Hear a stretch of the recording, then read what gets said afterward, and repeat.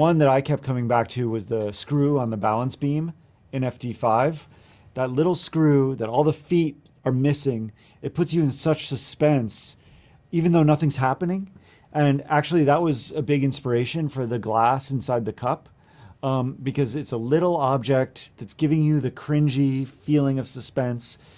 But always loved how in that sequence, the screw doesn't kill the person, it just starts the dominoes to kill the person. And that's the same thing that we did with the glass shard. You are following the glass shard, you're worried about it, but then it comes into play in a way that you never expected. A morte tá vindo atrás da nossa família. I said, oh, oh, oh, oh, oh, oh.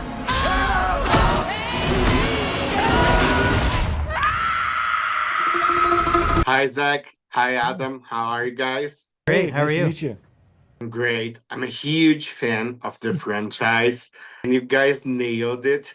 The sequence of the glass and the eyes. Oh my God. Yeah. Nightmares. It's been 14 years since the last Final Destination movie. Why did you guys think it took so long, and why now? Wow, what a great question.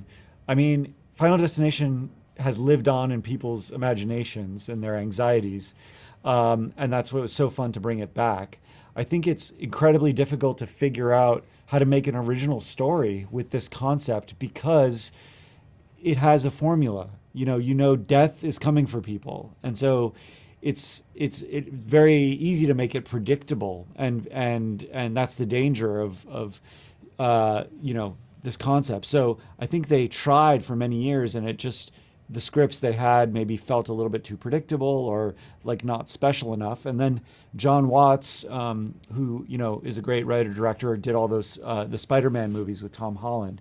He was the one who came up with the idea for this chapter of Final Destination, basing it around a family and the family tree and the bloodlines, and that gave it new life because it was a way to do Final Destination but make it feel new, and we got really excited about that as well. What makes Bloodlines different from the other sequels? Yeah. Well, I think, like Adam was saying, the idea that it's based around a family opens up a lot of different new ideas that keeps the film feeling fresh.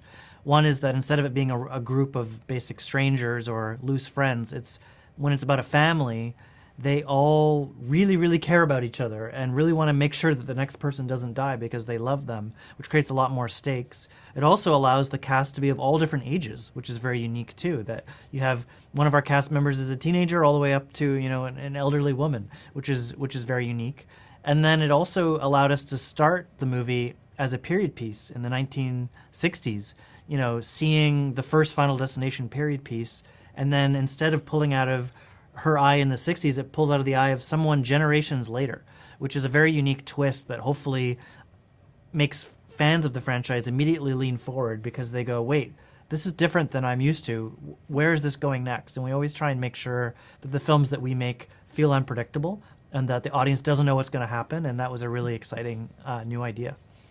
And what are your favorite 3 deaths of the franchise?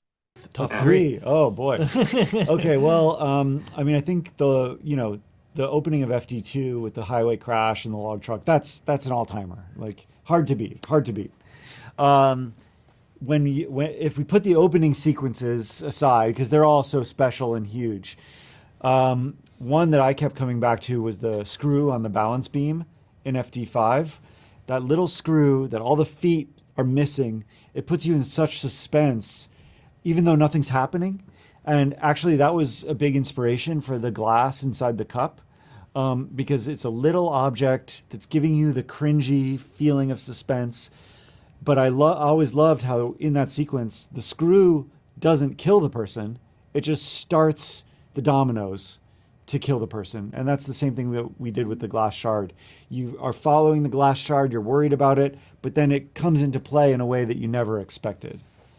Yeah, for me, I think top 3 for me would be the opening of FD5, which is on a big bridge. That bridge that they used is actually a few minutes from where I live. So it's very terrifying for me. Every time I drive across it, I know that amazing opening set piece. I've always loved the the use of what we call the spaghetti death, which is the spaghetti in FD2 that the guy throws out the window and then you forget about it and then all these horrible things happen to him and then he slips on the spaghetti and gets killed by a ladder. And then I've always just loved little Timmy getting crushed by a falling giant piece of glass after being at the dentist's, and we tried to pay homage to that as well in Bloodlines. And to wrap it up, AJ Cook was spotted on set, but I didn't see her in the movie. She shot a scene. There's planned for Final Destination 7. And if you could cross over with other franchise, which one would you pick? Okay. I heard the AJ Cook rumor, but as far as I know, she wasn't on set. Yeah. I think that was just a rumor. Yeah. But love her, and I think she should come back for for the next one. In terms of crossover, the opportunity is really limitless. I mean, you could do Final Destination anywhere. I love somebody pitched Final Destination on a pirate ship, which would be really fun. I would love to see Final Destination in space. So like maybe like Final Destination Star Trek crossover. Yeah, that'd be really fun. You could do it anywhere. Thank you, guys. Thank you very much. Thanks so Thank much. you. Kisses from Brazil. I love the movie. Thank you for telling people about it. Really appreciate it. Thank you. Vai ver, a morte não tá atrás da nossa família. Porque isso é loucura. Gotta hold on, yeah. Boa sorte.